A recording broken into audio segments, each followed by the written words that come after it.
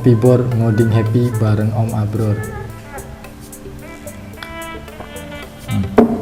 Di Ngopibor kali ini saya akan membahas salah satu bahasa program yang paling sering digunakan untuk mendevelop sebuah website atau aplikasi berbasis web dari sisi server.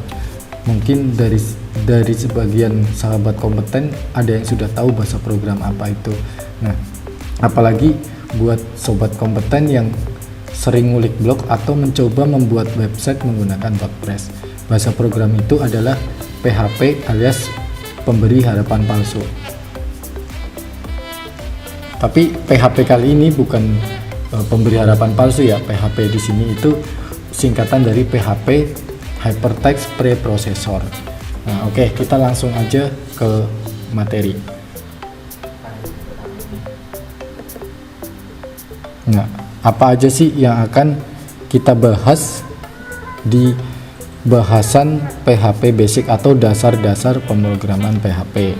Nah, yang akan kita bahas yang pertama adalah sejarah dari bahasa program PHP. Yang kedua, bagaimana cara installnya. Yang ketiga, sintak-sintaknya. Terus comment, variable, echo atau print, tipe data, strings, numbers, match, constant, operator, if else, switch, loops, function, PHP arrays, super global, regex atau regular expression. Jadi ini akan kita bahas satu persatu. Ini adalah bahasan yang paling dasar ya, sebelum kita ke bahasan yang advance dan juga ke framework seperti Laravel atau CodeIgniter. Nah, di sesi kali ini kita akan membahas pertama sejarah PHP, yang kedua penggunaan dan keunggulan dari bahasa program PHP, yang ketiga konsep kerja PHP, jadi cara kerjanya bagaimana gitu. Dan yang keempat tentu persiapan apa aja yang mesti kita siapkan, hal-hal apa aja yang mesti kita siapkan untuk mulai belajar bahasa pemrograman PHP. Oke, kita mulai aja dari sejarahnya ya. PHP itu berlogo gajah. Ada satu bahasa program namanya Python, logonya itu ular ya. Nah, kalau PHP itu gajah. Nah, PHP ini dimulai di tahun 1995, dibuat oleh orang bernama Rasmus Lerdorf. Nah, pertama kali Rasmus Lerdorf itu memberi nama bukan PHP tapi FI atau Form Interpreted, sesuai dengan fungsinya waktu itu mengubah data formulir melalui web. Kemudian Rasmus ini membuka sumber code atau source code FI ini menjadi open source atau terbuka, jadi siapapun bisa melihat kode sumbernya, sehingga banyak programmer yang akhirnya ingin ikut mengembangkan FI ini gitu atau PHP ini. Nah, kemudian di tahun 1997 PHP FI ini merilis versi 2.0. Pada rilis ini interpreter PHP sudah diimplementasikan dalam program C. Kemudian sebuah perusahaan bernama Zen Technology menulis ulang interpreter PHP menjadi lebih bersih, lebih baik dan lebih cepat ya. Zen merilis interpreter PHP baru ini di tahun 1998 dengan nomor versinya 3.0, dan singkatan PHP yang tadinya personal homepage itu diubah menjadi PHP Hypertext Preprocessor. Nah, di tahun 2021 banyak kalangan yang menganggap bahwa PHP yang sudah berumur 26 tahun udah mulai ditinggalkan dalam pembuatan web. Apalagi sekarang itu eranya banyak sekali bahasa program yang bisa membuat web, terutama dari sisi front end, itu seperti JavaScript dengan Node.js sebagai runtime-nya. Nah, banyak kalangan menganggap PHP ini sudah mulai ditinggalkan. Namun faktanya di dunia hampir 80% masih menggunakan bahasa program PHP. Nah, kenapa sebagian besar itu disokong dengan penggunaan CMS WordPress? Jadi banyak perusahaan-perusahaan besar atau website-website yang pengunjungnya banyak itu masih menggunakan WordPress PHP, masih menggunakan CMS WordPress. Nah, juga banyak kalangan yang mendevelop sebuah website itu menggunakan framework PHP. Nah, framework PHP yang sering digunakan ada Laravel dan CodeIgniter.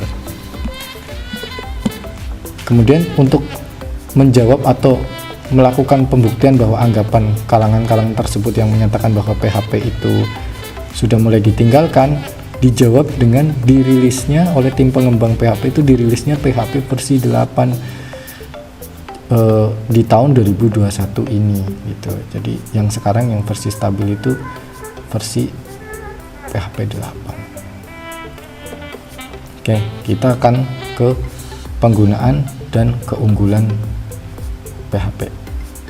Nah, itu PHP itu digunakan untuk apa sih?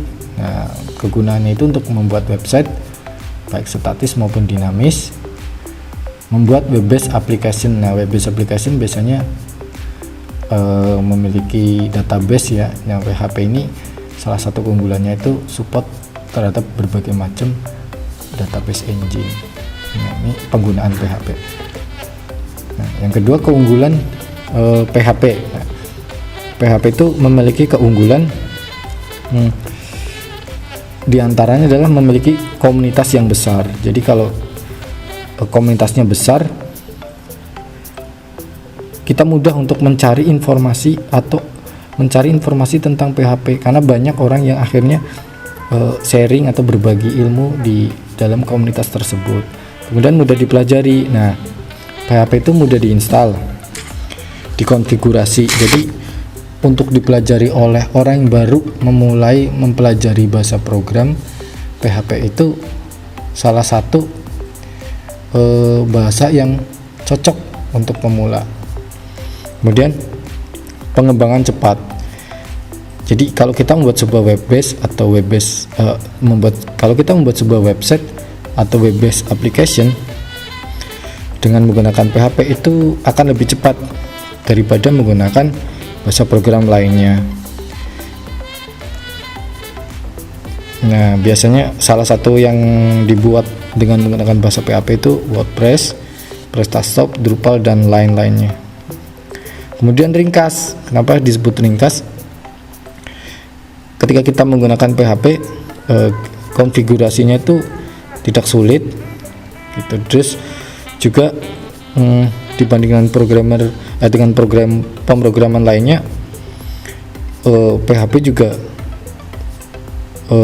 memiliki kelebihan itu ketika dihubungkan dengan database itu prosesnya juga mudah dan maintenance-nya mudah. Nah, maintenance-nya mudah. PHP memiliki sifat interpreter yang buat seorang programmer itu dapat melakukan update software jika diperlukan walaupun PHP sedang berjalan dan tanpa harus melakukan compile. PHP sendiri dapat berjalan di berbagai macam web server seperti Apache, Nginx, dan lain-lain. Terus yang berikutnya open source atau terbuka ya.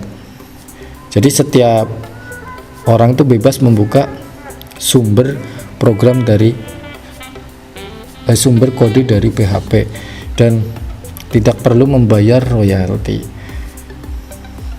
Dan yang berikutnya adalah mendukung banyak paket database seperti MySQL dan Oracle. Seperti yang saya jelaskan tadi bahwa PHP mudah untuk dipadukan dengan database engine seperti MySQL dan Oracle dan lain-lain.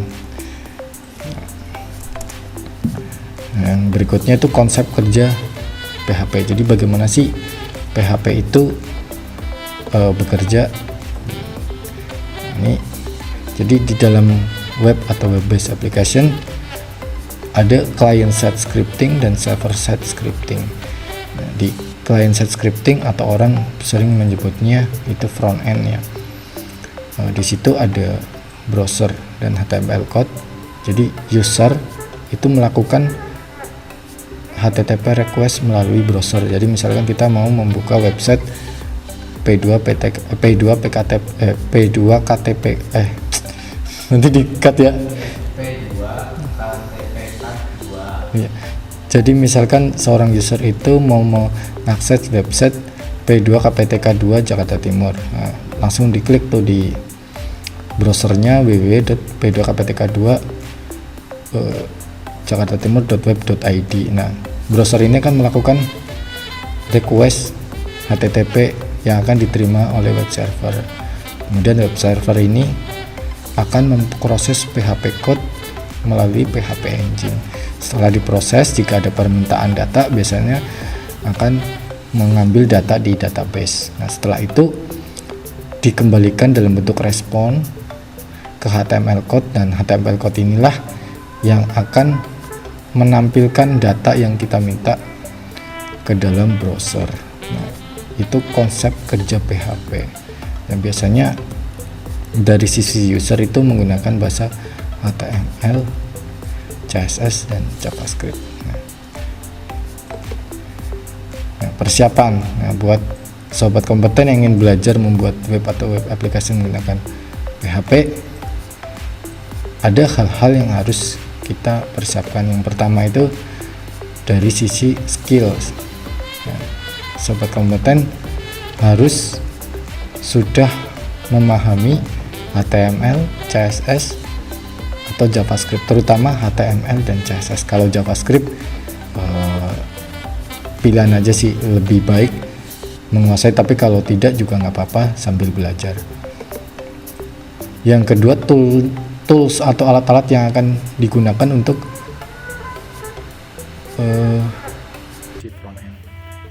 yang kedua, tool atau alat-alat yang harus kita persiapkan. Yang pertama, web server. Nah, sobat kompeten bisa menggunakan CMPP atau WMPP. Nah, saya biasanya menggunakan CMPP. Di CMPP itu kayak paket gitu ya, di dalam sudah ada web servernya Avast, kemudian PHP, database-nya MySQL. Di situ sudah lengkap, tinggal install aja, download dan install, dan ini gratis, tool-tool ini gratis. Yang kedua itu tentu code editor ya, untuk mengedit source code ya. Untuk mengedit source code itu sobat kompeten bisa menggunakan Visual Code, Notepad++, atau Sublime. Nah, kalau Visual Code dan Notepad++ itu free ya, sedangkan Sublime ada yang berbayar. Terserah, kalau saya biasanya lebih sering menggunakan Visual Code. Nah, kalau kalau komputernya saya yang speknya lemot ya, saya biasa menggunakan Notepad++. Yang ketiga tentu browser sebagai penampil atau yang akan menampilkan hasil dari source code kita. Nah, sobat kompeten bisa menggunakan Mozilla atau Chrome.